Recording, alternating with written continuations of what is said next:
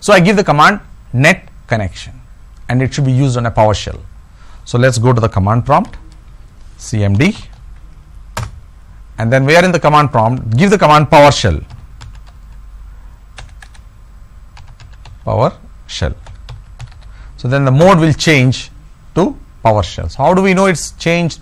You can see in the beginning of the command there is a keyword called PS. This PS stands for PowerShell. Okay. So now we can give the command net. It is test net connection. Sorry. Test hyphen net connection followed by the domain name. Let us suppose zoomgroup.com. So it takes a little while and show us a message.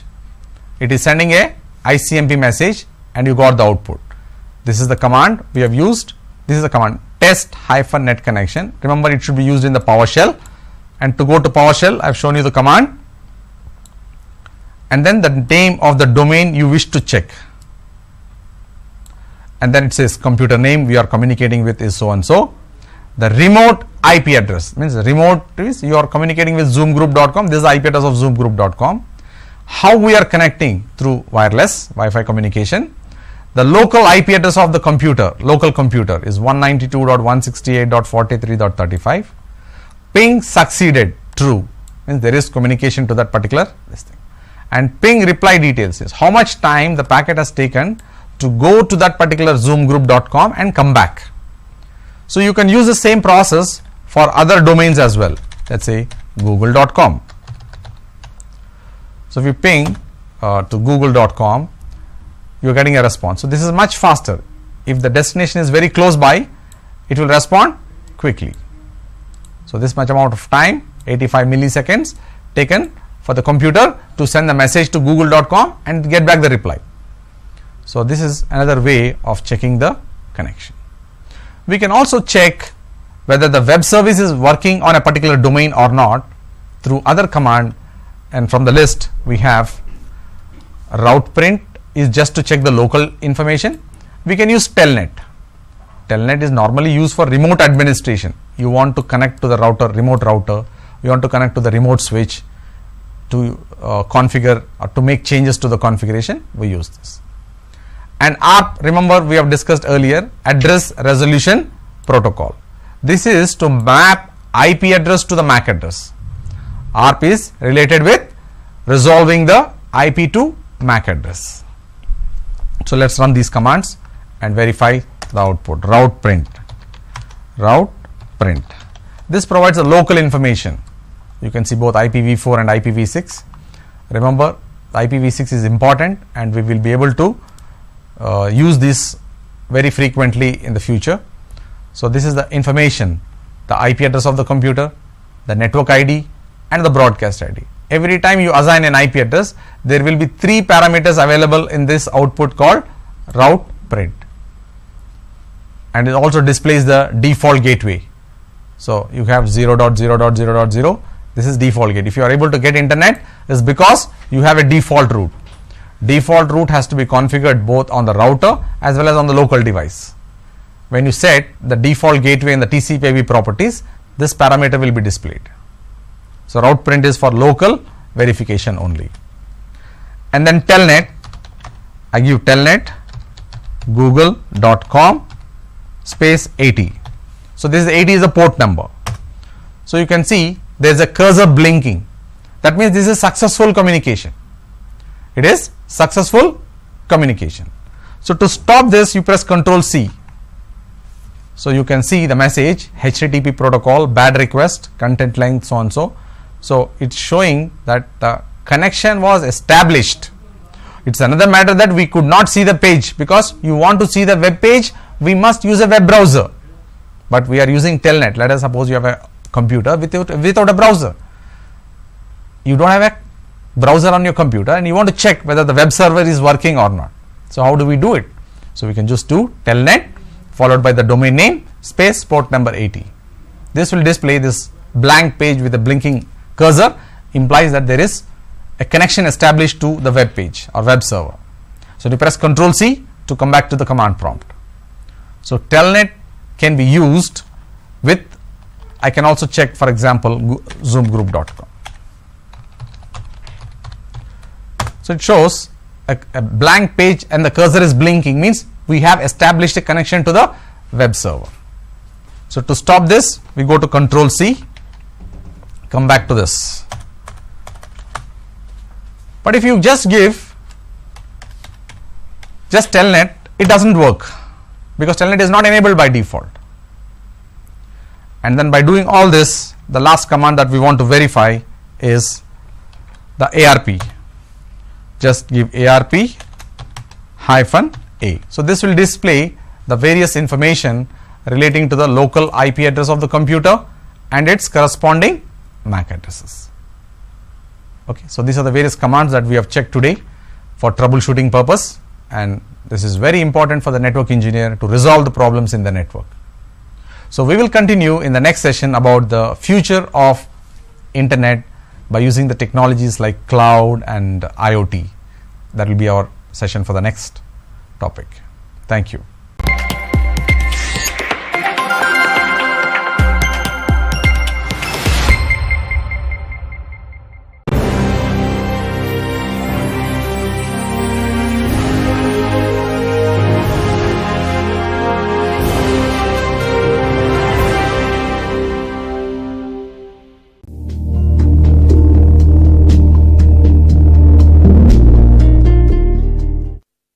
Hello, welcome back to the session.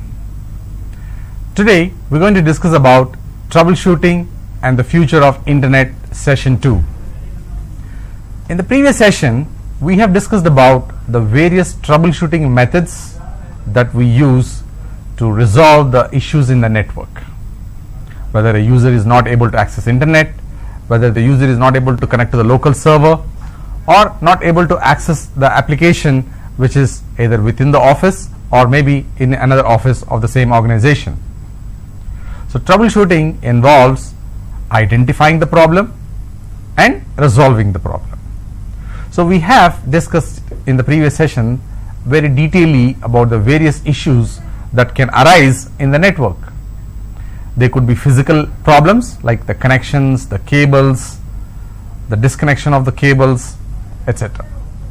Or it could be because of the encapsulation, speed, or duplex mismatches.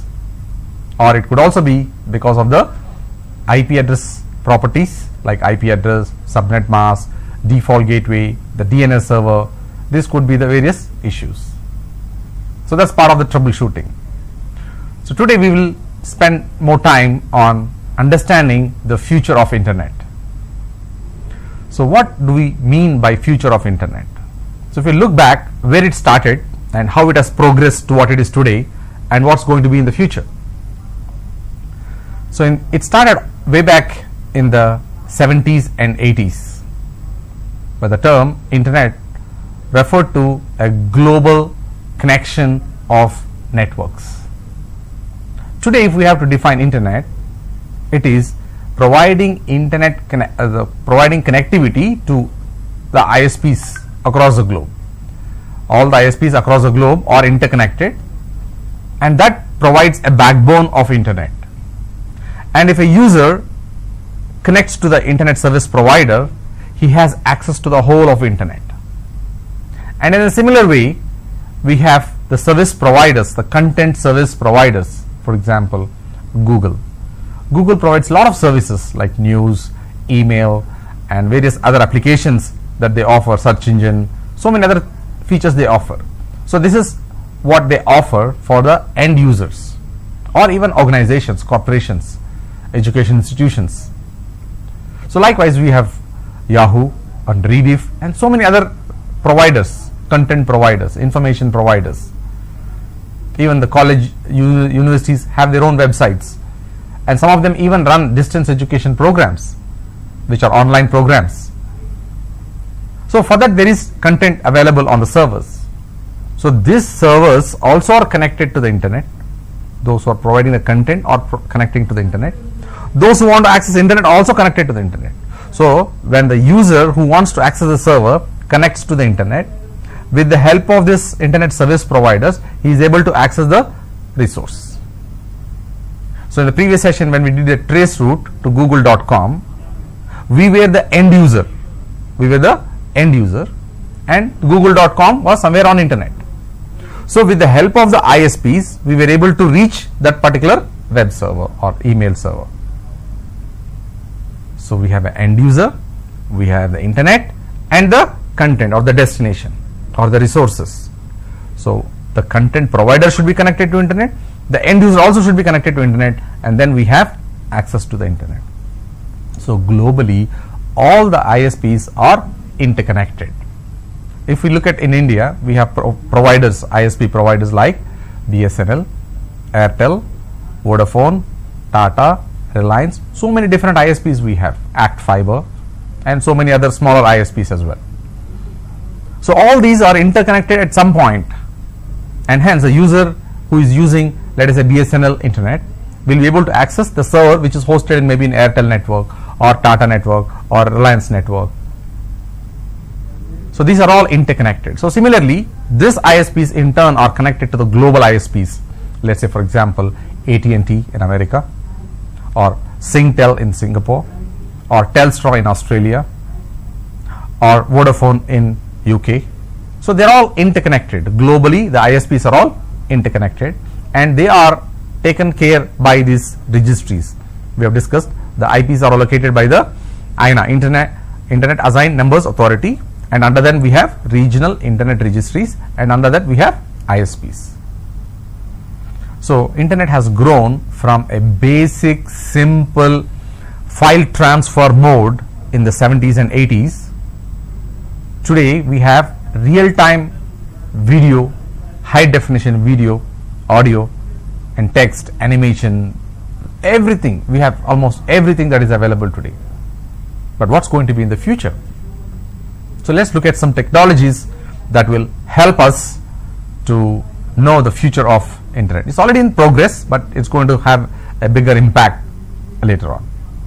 So let's look at what we have today in the discussion. We have the cloud technology, the Internet of Things, and IPv6. So these are going to be the future of internet, or these technologies are going to innovate, or these technologies are going to provide the scope for the internet of the future.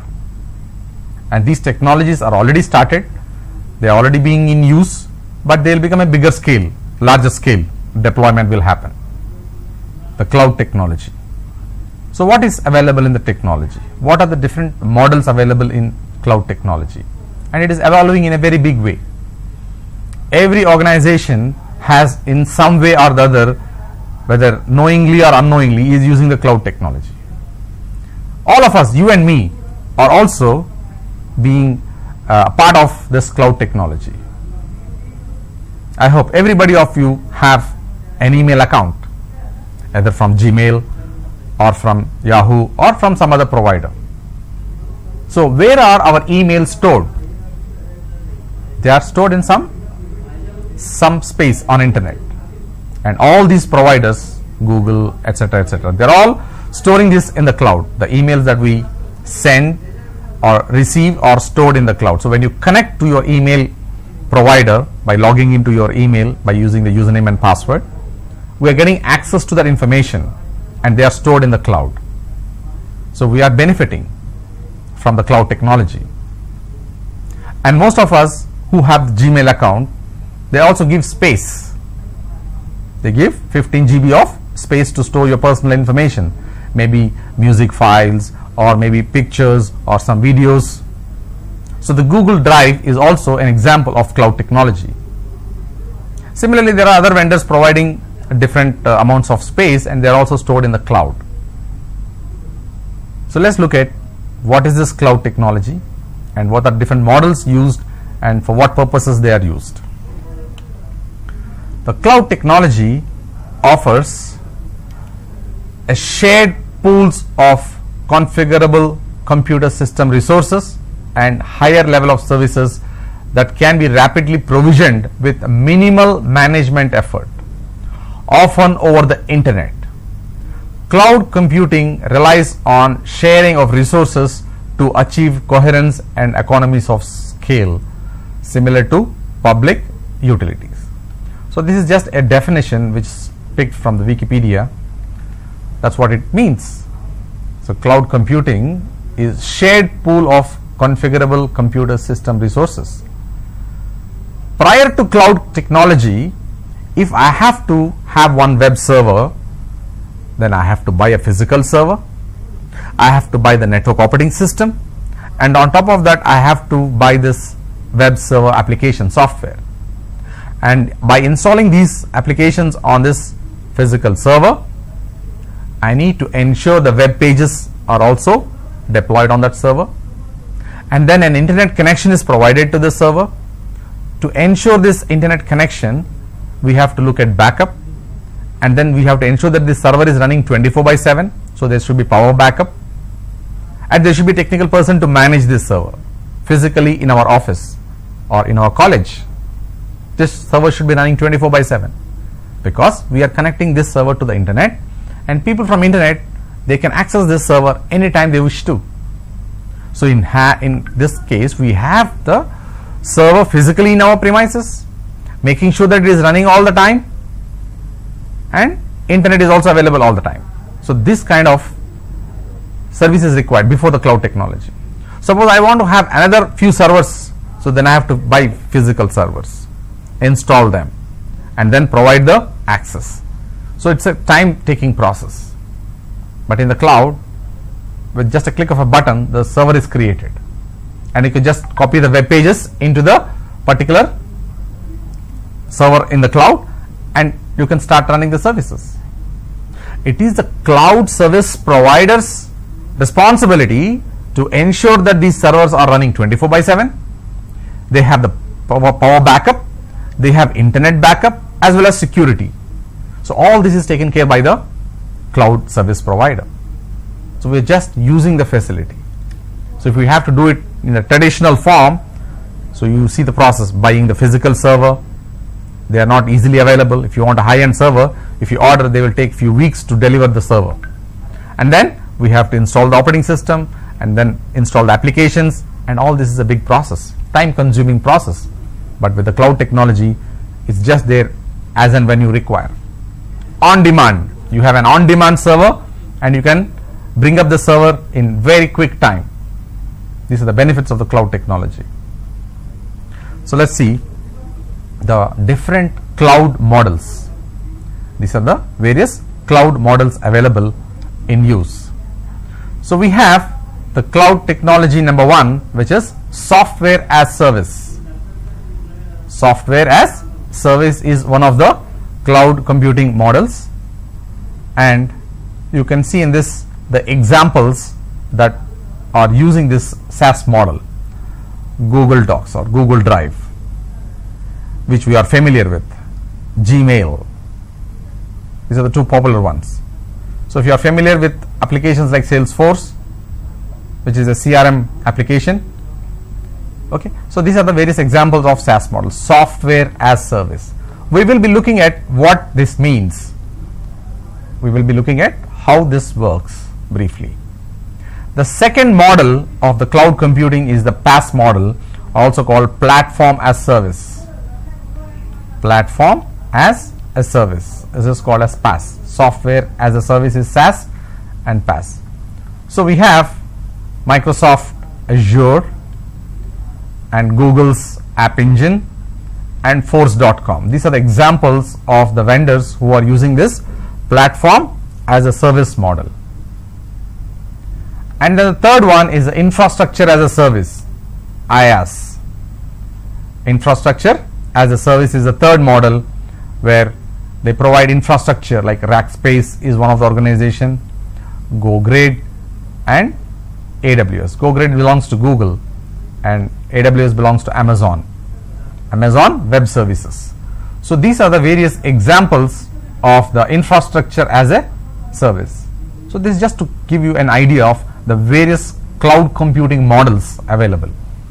We will be discussing a little more in detail about each of this model, and then get to the next, that is Internet of Things.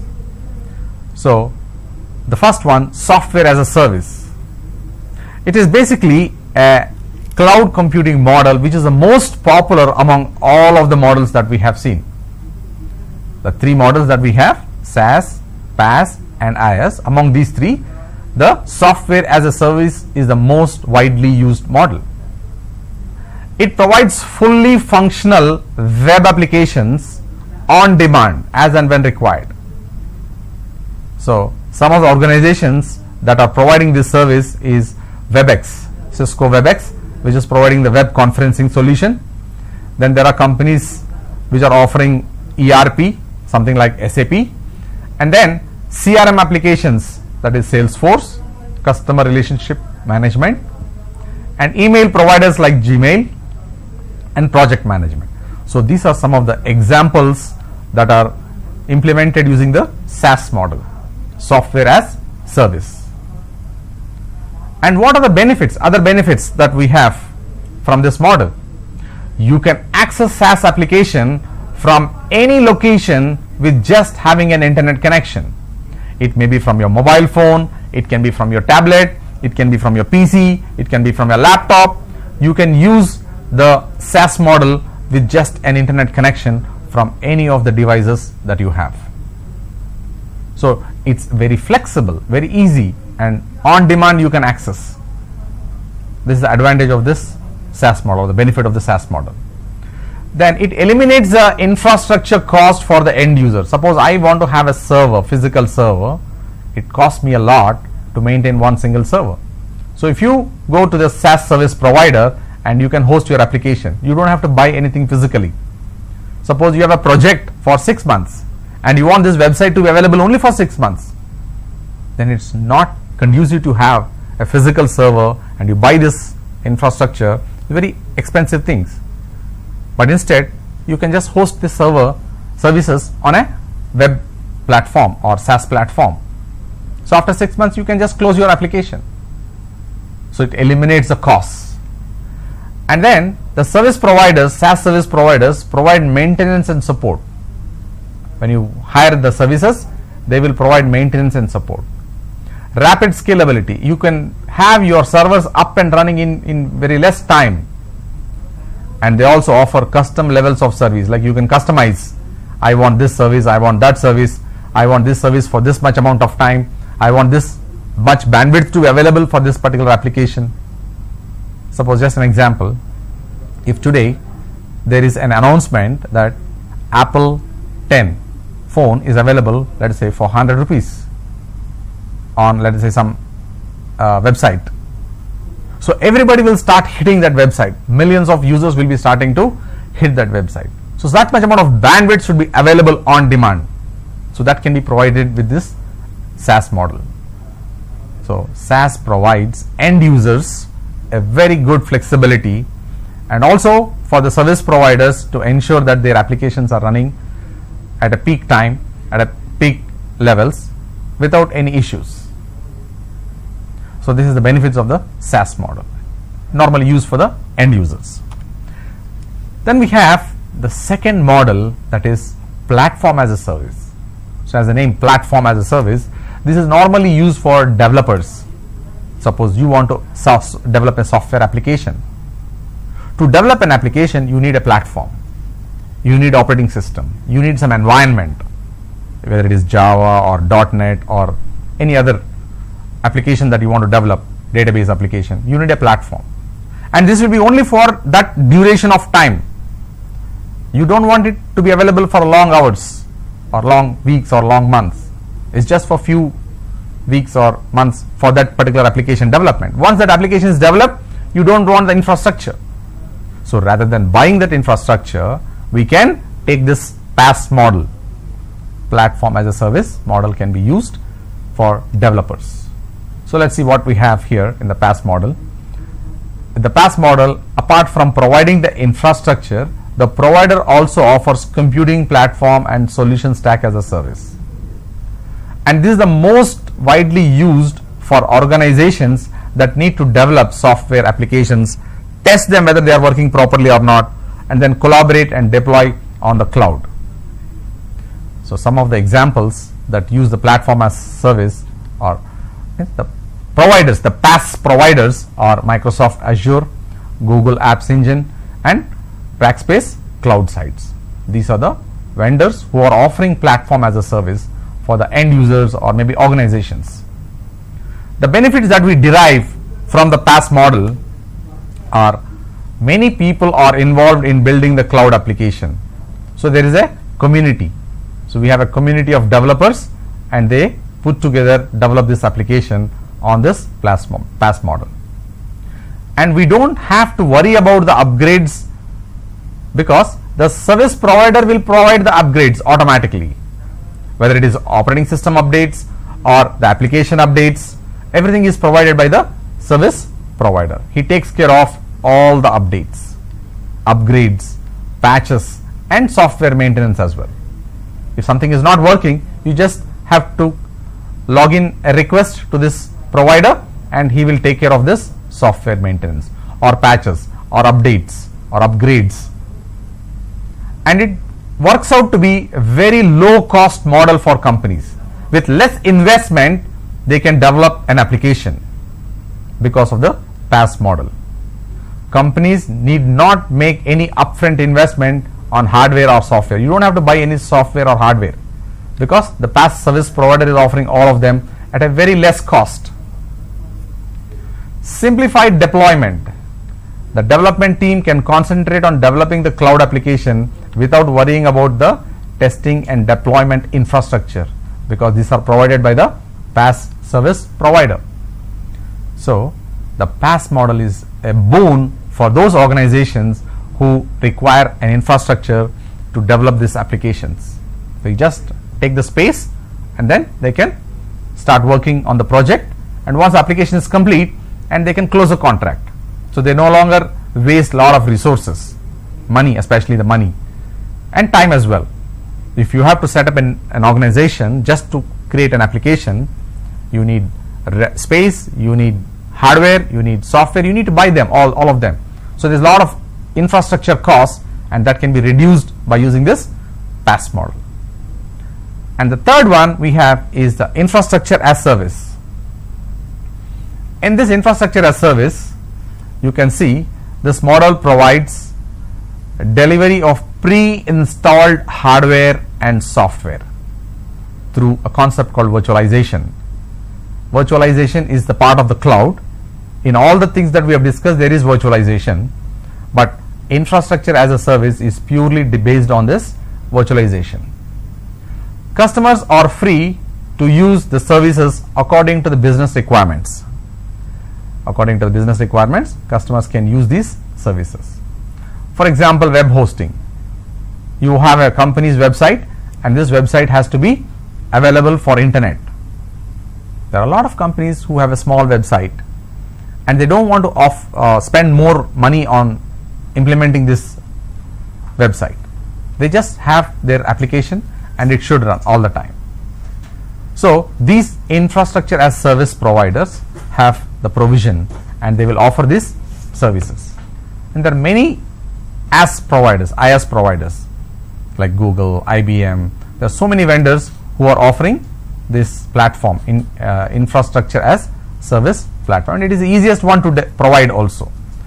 For the service providers, it is the easiest method when compared to PaaS or SaaS model. They have less cost on this infrastructure as service. Okay, so we have the benefits coming up as reduced total cost of ownership for the end users and less capital expenditure.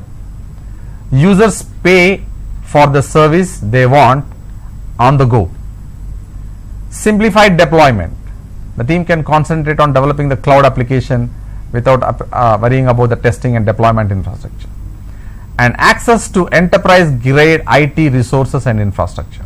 So these are the benefits of the infrastructure as a service model.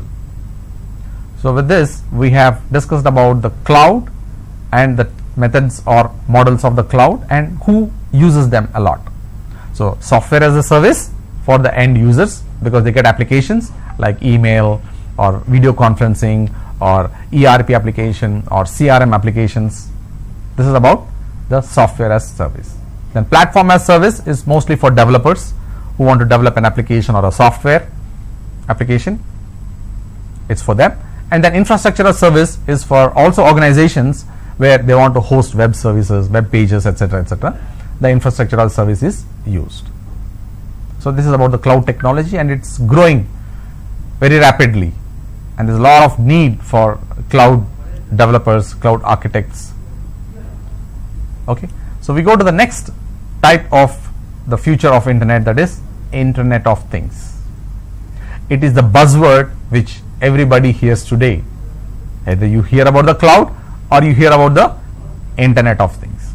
So Internet of Things is just a name, but you have a lot of things under this Internet of Everything. Now they call it Internet of Everything. Everything and anything can be connected to internet. Previously, if you want to access internet, you have to have a computer, and then through the computer you have a dial-up modem, and through the dial-up modem and the telephone connection you used to connect to the ISP. This was the model in the 80s and 90s. And by 2000 you have the broadband technology. So there is no longer need for the modem. You only need the cable coming from the ISP and connect it to this small device, Wi-Fi router, and then you have Wi-Fi access to the internet. And then by late 2000 and then 2010 onwards, we have internet on our phone, mobile phone. We have internet on the mobile phone. So you no longer need a PC or a laptop.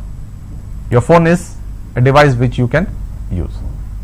So the similar technology evolution is also happening in other space, like home automation, smart homes. You must have heard these terms a lot of times. So what do they mean? They are connecting all these devices which are used in the home appliances, maybe refrigerator, maybe the air conditioner or the room heater or the water heater, the fans, the lights. They're all getting smart. They're getting connected to the internet. So you can operate all these equipment, even the gate, the main gate of your home. It should be smart enough that when your car arrives, the door opens automatically. Or it's a very hot day, and the moment you reach home, you want the home air conditioner to be on before you arrive, and the room should be pleasant. So you can operate from your mobile phone to the smart home application and turn on the AC even before you reach the home. So that's how it's going to happen in the future, and internet is going to play a big role in this, and through Internet of Things. So let's look at what we have in the Internet of Things. According to Wikipedia, Internet of Things is a network of physical devices, vehicles, home appliances, and other items embedded with electronics, software, sensors, actuators, and connectivity, which enables all these gadgets and things to connect and exchange data, creating opportunities for a more direct integration of the physical world into a computer-based systems, resulting in efficiency, improvements, economic benefits, and reduced human exertions. This is the definition, technical definition of Internet of Things. In short, it represents the same discussion we had just now. We are able to interact with all our home appliances, which is also used for industrial use, not just for home. It's used for industrial use, and many industries are getting benefited from this kind of model. So what we can do with Internet of Things, what we can foresee in the future of internet with Internet of Things. So if you look at this picture, in this picture we have various devices. You can see here devices we are already using. You can see here devices we are already using. This is the devices we are already using. Laptops, smartphones, tabs, PCs, we are already using. And devices previously inactive for the data world, but now intelligent. The lights, the smartwatch, the tracking devices that are available, smart cars, and completely new devices, virtual reality. We discussed about virtual reality,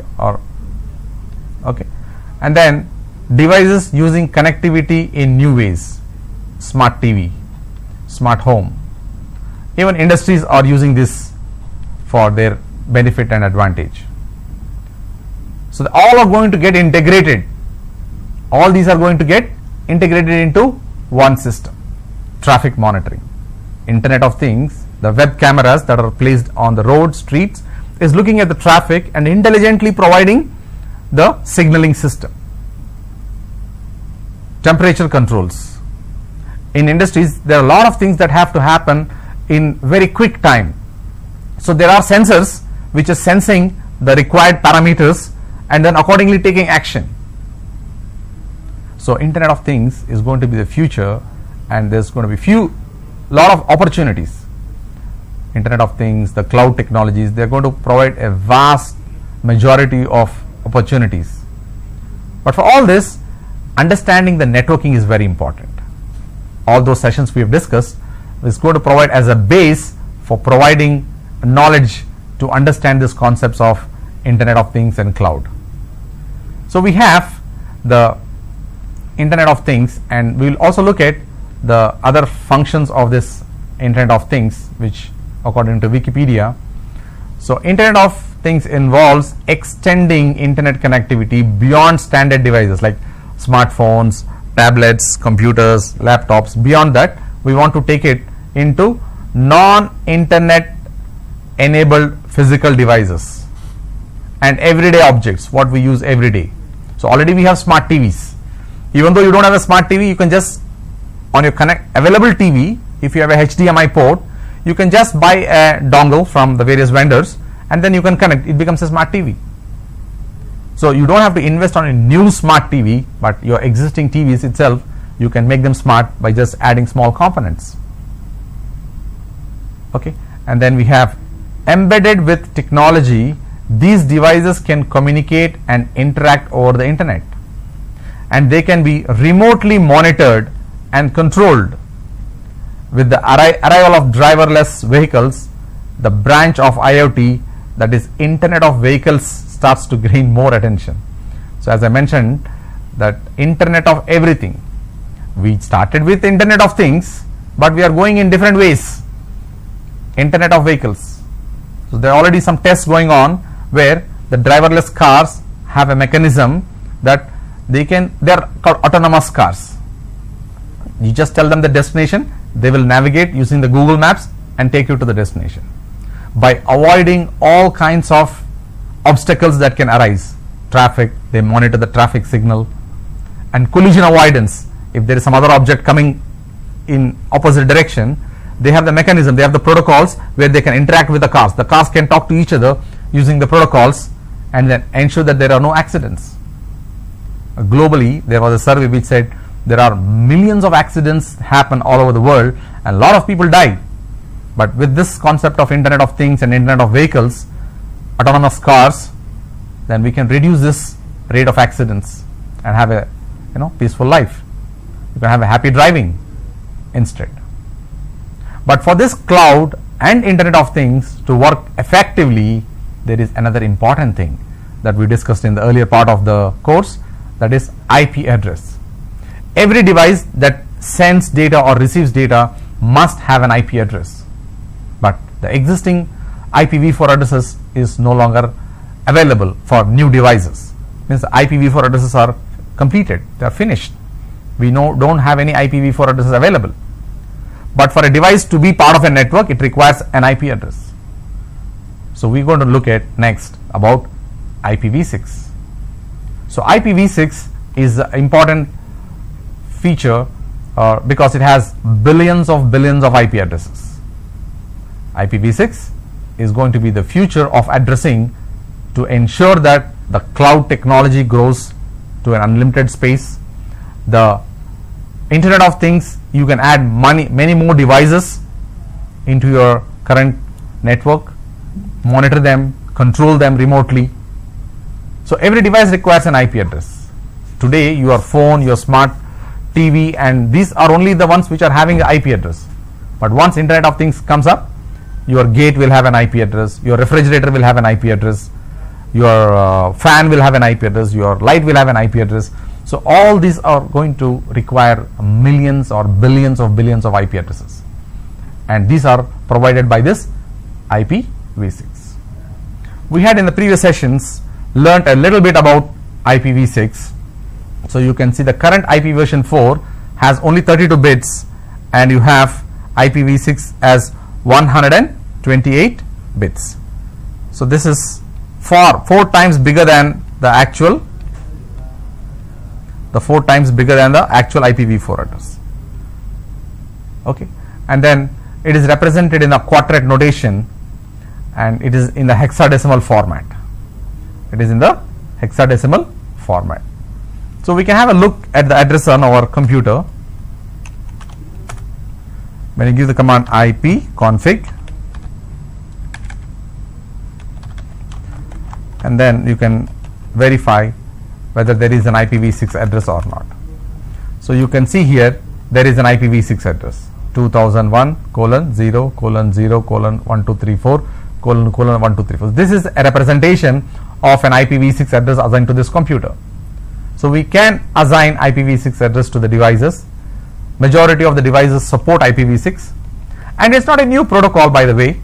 IPv6 was launched in the year 2000, and we are in 2018. So 18 years passed, and it's still in the nascent stages. There was global statistics about the usage of IPv6. The whole of the internet traffic, when you look at the protocols, IPv4 traffic and IPv6 traffic, approximately 20 to 25% of the traffic only is from IPv6, and it's supposed to grow. As more and more devices come onto the internet, we have to use IPv6 as a communication protocol. So IPv6 has a lot of scope because of its